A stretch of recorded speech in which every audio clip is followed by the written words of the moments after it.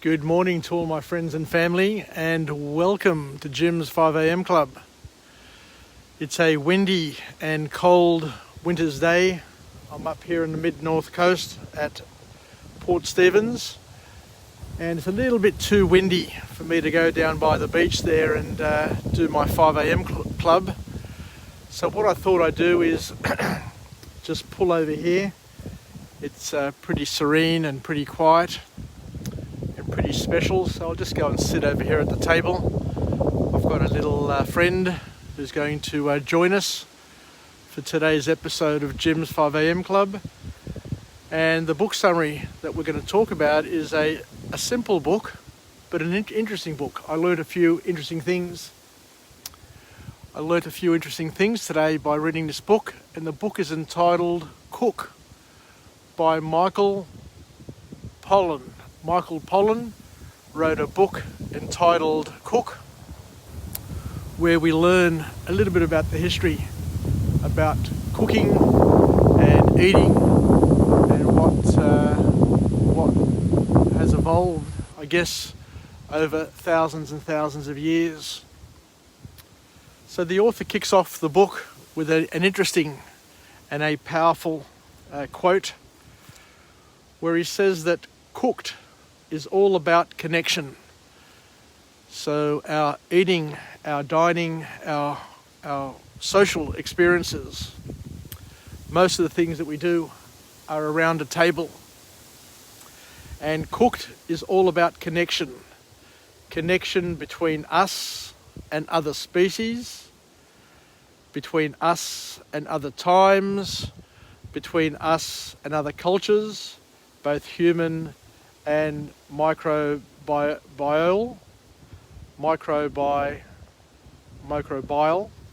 so microbes as well, but also mostly importantly with other people.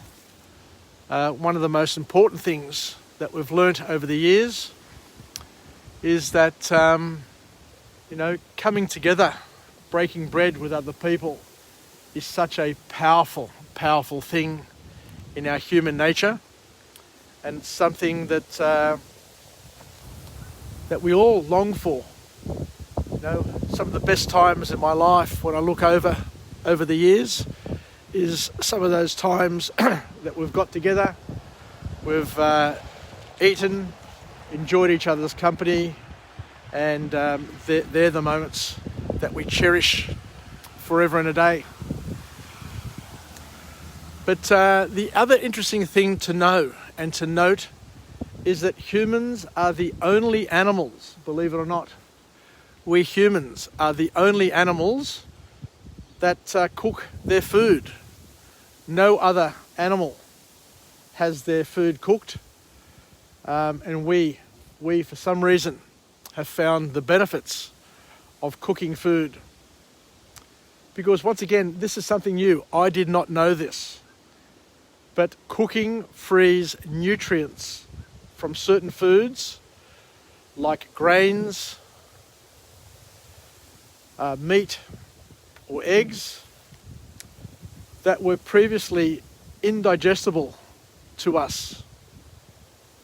So as the author says, cooking, the art of cooking, the practice of cooking, for some reason, I don't know how we come about it, how we learnt it, but it frees up and it enables us to ingest the nutrients, the necessary nutrients from grains, meats and eggs that previously we couldn't ingest and digest. So the amount of time that we spent in our kitchen, here's another really powerful point, and it's more relevant today than what it's ever been before. What the author is saying is that scientists have basically come up with the understanding, and you don't need to be a scientist to figure this out, I don't think, but what they say these days is that the more time you spend in your kitchen, just bear with me and I'll put the tripod down here on the table and we'll continue the 5am Club. There we go. There we are. So the author here is saying that the more time you spend in your kitchen, it's inversely correlated with your health issues. It's pretty interesting. So what we're basically saying is that in this day of processed foods, your health is directly related to how much time you spend cooking your own food and preparing your own food. Because what the author here goes on to say is that cooking made our lives better, because we're able through the cooking process to enjoy a variety of foods and to digest a wider range of food. And we also learnt how to preserve foods so that we can eat it at a later date. And of course, as we said before, it allowed for social bonding, being able to sit down with somebody else and to enjoy those bonding moments of breaking bread, as I said, and eating together. But sadly, and it's something that's going to impact my children's generation, it's impacting my generation, and should I also say it'll probably impact even more my granddaughters' generations, because cooking these days has become redundant. These days people even go to the shopping centre to buy sandwiches.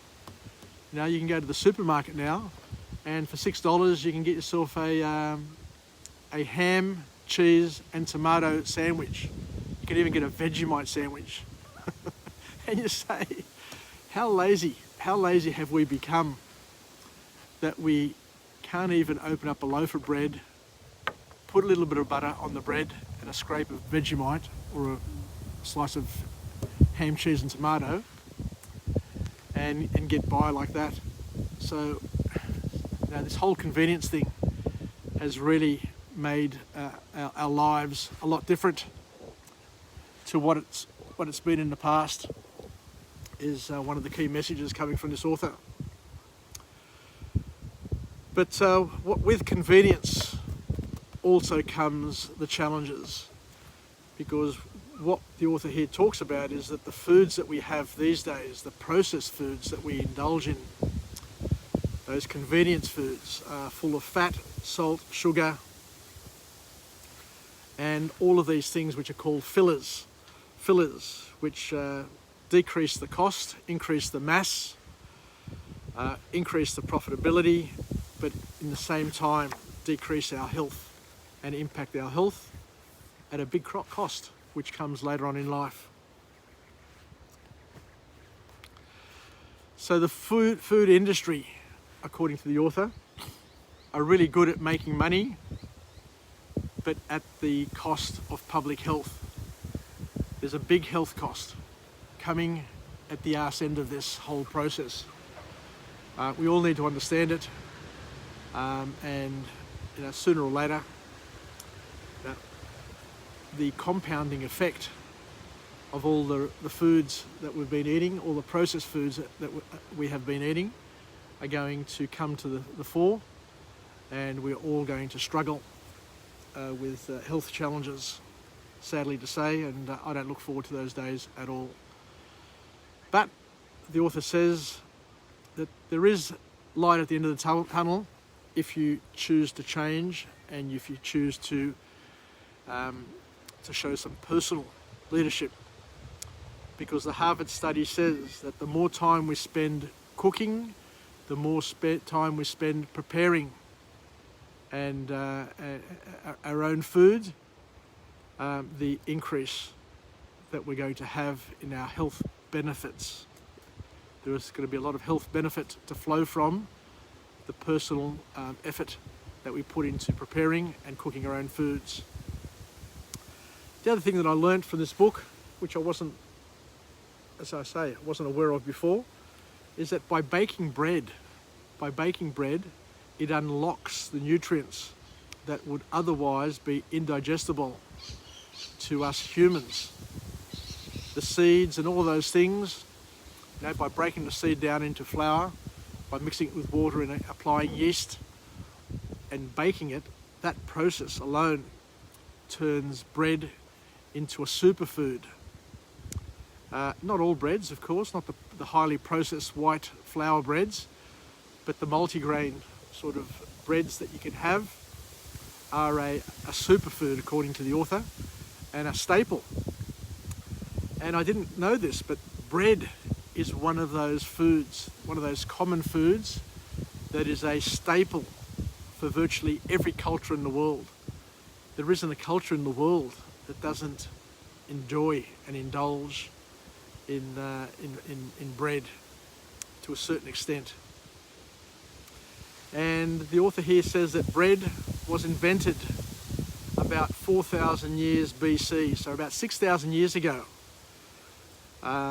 There were some grains that it may have been moistened, and they threw those grains into the fire and they created a thing which was bread. And we've never looked back from that point in time, and it's been a great contribution in terms of nutritional value to mankind and humankind. And the author then also goes on to talk about alcohol in the third point, how just the process of fermentation has been something which is very, very powerful and has been something that has helped mankind. And also alcohol and fermentation is also enjoyed in the animal kingdom. When fruits fall down from trees and they ferment, and then animals come and eat them, to a certain extent, that fermentation process has created alcohol, which helps preserve the foods a little bit longer. But animals also, over time, have enjoyed the fruits of fermentation and alcohol production. So alcohol is also something that we can enjoy as well. So I think I'll leave it there. So thank you very much for joining me on this episode of Jim's 5am Club. I'm just sitting down, taking it easy. Let me just put my hat on again to warm my head. And we'll just go on a walk and talk. We've still got the kookaburras up here in the tree. The kookaburras, let me just turn the camera around, have been listening in to what I've had to say, and I wonder if they've been able to learn any of the secrets that this book summary was able to reveal. Anyway, let's finish off with a positive affirmation. I'm alive, I am well, I feel absolutely great. To my friends and family, stay connected, stay relevant, stay reasonable, and let's indulge and make the most of cooking, knowing very well that the more time we spend cooking and preparing foods, the better off we're going to be from a health perspective. So let's not lose focus and understand that too much processed food, too much convenience is going to impact us in a very, very negative way as the years go by. So the call to action is very, very simple. Spend more time in the kitchen. Spend more time eating unprocessed or lightly processed foods, and be very, very selective with what you eat and how much of it you eat, because you, through your choices, are going to be able to impact and improve your health, and those health benefits are even more important as we get older and become more frail and more needy. So I think I'll finish up there now. So thank you very much. I'll look forward to coming to you again from a different location with a different message, a message of empowerment, where we can be the wind beneath our wings, the branch beneath our claws, so that we can live, learn and pass it on, and enjoy the rest of the day. It's going to be a very windy day, so I'm going to have to be very creative with where I deliver my 5am clubs from, so that I don't get the buffeting from the wind. And I guess that's probably it for the day. So take care, and we'll chat again from a different location with a different message, a message of empowerment. And yasas. Take care and bye for now. Cheers.